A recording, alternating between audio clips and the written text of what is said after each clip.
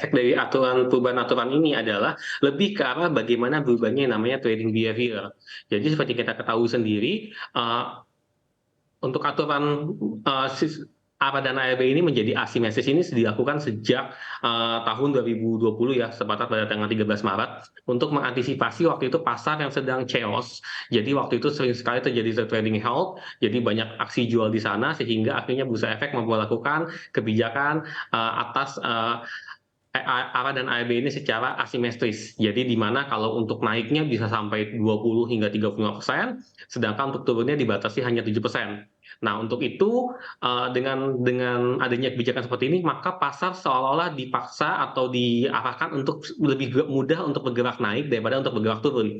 Dan ini sudah terjadi cukup panjang ya, hingga mencapai tahun 2023 ini. Artinya hampir lebih dari sekitar 3 tahun, ini terlaksana. Nah, untuk itu biasanya pada saat terjadi perubahan peraturan lagi, tentu akan menjadi ada shock atau akan ada penyesuaian bagi para investor, terutama para investor yang mungkin selama ini bertransaksi terbiasa dengan pola asimetris seperti ini.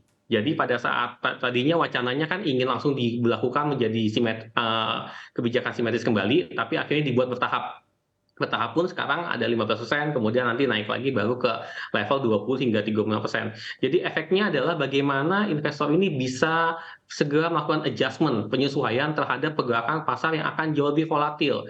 Nah, untuk itu saat ini kecenderungannya akan lebih berat untuk IHSG untuk bisa bergerak naik. Karena kenapa? Karena orang nanti mungkin akan melakukan aksi jual, tapi berlakunya ini hanya untuk sementara ya. Jadi aksi jual mungkin akan terjadi dan akan semakin menekan dari IHSG itu sendiri gitu. Baik, apakah Anda lihat akan signifikan terjadi penekanan aksi jual ini mungkin hingga batas waktu tertentu? Atau hingga September nanti Ya, ketika ditetapkan paling besar begitu perubahannya? oke, perubahan dari pola transaksi ini mungkin akan terasa di waktu-waktu awal ya, pada saat terjadinya perubahan mungkin akan terasa di waktu-waktu awal. Tapi kami berharap ya, terutama dari asosiasi melihat seharusnya tidak lebih dari 2 minggu untuk masa adjustment untuk penyesuaiannya. Meskipun memang ini yang cukup banyak justru sekarang adalah fenomena bagaimana investor pasca COVID yang memang belum pernah mengalami peraturan di mana AEB-nya itu sifatnya simetris. Nah, ini mungkin mereka-mereka ini yang butuh waktu penyesuaian lebih panjang karena kalau misalnya investor dari sebelum COVID memang kita sudah terbiasa dengan ARA dan AEB yang simetris. Tapi kalau investor pasca COVID ini justru yang belum terbiasa dengan ARA dan AEB simetris karena pada saat mereka masuk ke market peraturannya sudah menjadi asimetris. Nah, tapi kami harapkan ya mungkin efeknya tidak lebih dari 2 minggu untuk masa volatilnya. Baik, risikonya sebesar apa sih Pak David kalau memang ternyata para investor ini sebenarnya belum siap begitu untuk bisa ARB simetris? Ya, lebih ke arah sebenarnya akan jauh lebih sehat ya untuk secara regulasi dan juga untuk marketnya apabila ARA dan AEB-nya itu sifatnya simetris. Karena kita harus lihat lagi, dasar waktu itu dilakukan untuk kebijakan asimetris ini adalah karena pasar waktu itu mengalami tekanan jual yang sangat besar sekali. Sehingga waktu itu terjadi trading halt, daripada trading halt, pasar tidak bisa bertransaksi, lebih baik kita batasi saja untuk AEB-nya. Jadi waktu itu pergerakan bursa efek lebih terjaga. Tapi kebijakan seperti ini hanya cocok apabila marketnya itu memang mengalami koreksi yang signifikan dan tidak sehat. Tapi kalau marketnya memang mengalami situasi volatilitas yang normal, sebaiknya memang dikembalikan ke simetris. Cuman peraturannya kan sudah cukup panjang ya, jadi mungkin efeknya mungkin akan terasa di dalam beberapa waktu ke depan untuk perdagangan. Tapi kalau dibilang signifikansinya, mungkin lebih ke arah investor mungkin akan lebih kaget ya, karena volatilitas dari saham ini akan jauh lebih besar dan jauh lebih roller coaster sehingga nanti ke depannya mungkin investor mungkin akan jauh lebih bersifat konservatif ya dalam melakukan pemilihan saham dan akan cenderung sedikit menghindari saham-saham yang memang punya kualitas yang cukup tinggi. Baik, apakah ini akhirnya akan mempengaruhi volume transaksi di setiap hari untuk bursa kita?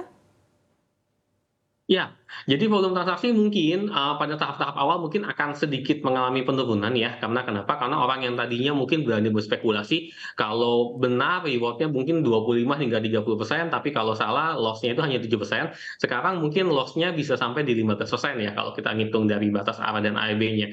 Jadi ada potensi juga pasar mungkin akan, mengalami penurunan volume dan investor juga akan menyesuaikan pola transaksinya. Dan yang lebih penting lagi sebenarnya bagaimana pola behavior dari investor-investor ini dalam menyikapi perubahan ini. Karena setiap kali ada perubahan, investor akan butuh waktu untuk bisa menyesuaikan dengan perubahan tersebut gitu. Baik, dan antisipasi apa yang perlu dilakukan pelaku pasar jika memang belum terbiasa dengan adanya aturan baru ini begitu? Selain berhati-hati, mungkin ada hal lain yang juga bisa dilakukan investor?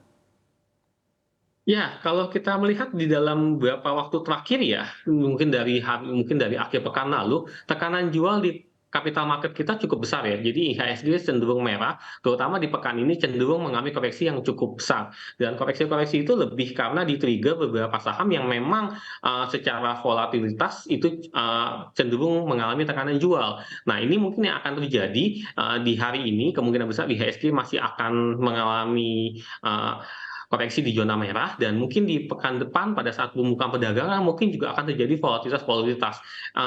Kan masih ada cukup banyak waktu ya, ada Kamis dan Jumat, tergantung bagaimana sentimen di luar juga bekerja untuk IHSG itu sendiri. Baik, Anda melihat peluang terciptanya efisiensi seperti apa dengan adanya perubahan aturan ini?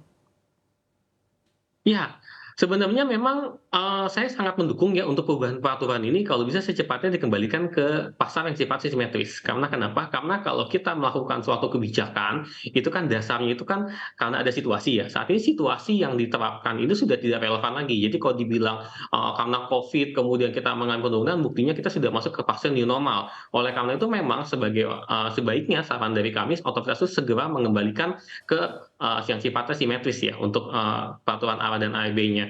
Dan dengan ARA dan ARB yang sifatnya simetris, pasar akan jauh lebih efisien. Efisiennya kenapa? Karena kalau saat ini apabila kita ingin menjual saham yang mengalami ARB itu kan nggak bisa ya, karena sudah mentok di bawah. Tapi kalau dengan batas atau reject bawahnya itu yang lebih lebar, kita mungkin akan bisa lebih leluasa menjual saham meskipun potensial loss-nya juga lebih besar. Jadi pasar akan jauh lebih efisien apabila kita ingin cut loss bisa dilakukan dengan segera, tidak terbatas seperti saat ini. Karena kalau seperti saat ini kita bisa lihat ya, banyak sekali saham-saham yang sedang dalam fase koreksinya mengalami yang namanya ARB berjilid-jilid. Jadi hari ini nggak bisa jual, besok pun nggak bisa jual, besok nggak bisa jual. Tapi dengan peraturan ARB yang lebih fleksibel ini, lebih besar ini, tentu kemungkinan untuk bisa ARB berjilid-jilid itu sepertinya agak sedikit tidak bisa terlaksana gitu. Jadi kita bisa jual at any level gitu.